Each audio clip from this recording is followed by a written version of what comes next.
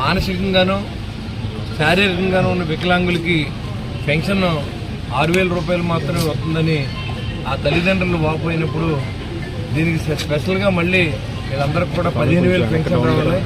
ఒక మనిషి సపోర్ట్ లేకుండా లేగలేని పరిస్థితిలో పిల్లలు ఉన్నారు కాబట్టి దీనికి ఒక అమెండ్మెంట్ చేయవలసి ఉంటుంది చట్టంలో. దాని గురించి మనం మంత్రి గారితో వాళ్ళతో మాట్లాడి ఎక్కడో విజయవాడలో ఉంటే ఏలూరులో సెంటర్ పెట్టించి వాళ్ళందరినీ మళ్ళీ సదరన్ సర్టిఫికేట్ కోసం పంపిస్తా ఉన్నాం. దానికి అన్ని ఏర్పాట్లు మన ప్రభుత్వం తరఫున మనమే చేసి వీళ్ళందరికీ అంబులెన్స్లో పంపించి మళ్ళీ తీసుకొచ్చి మళ్ళీ వాళ్ళని ఈ సర్టిఫికేట్ల ద్వారా మళ్ళీ 15,000 పెన్షన్ ఇచ్చే ప్రయత్నం తాడేపల్లి నుంచి స్టార్ట్ అవుతుంది. ఇలా రాష్ట్రంలో చాలామంది ఉండుంటారు. మన కాన్స్టిట్యూన్సీలో 15 మంది దాకా వికలాంగులు మానసికంగాను శారీరకంగాను వికలాంగులు ఉన్నారు.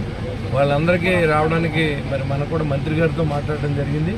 మరి ఖచ్చితంగా ఇవన్నీ అయిన తర్వాత 15,000 రూపాయల పెన్షన్ వచ్చే విధంగా ఈ ప్రభుత్వం ప్రయత్నం చేస్తే ప్రభుత్వం తరఫున కూడా ప్రయత్నం చేసి తాడేపల్లిలో ఏర్పాటు చేయాలని భావిస్తూ ఉన్నాను. అలాగే రాష్ట్రం అంతా కూడా మంచి జరగాలని నేను కోరుకుంటాను.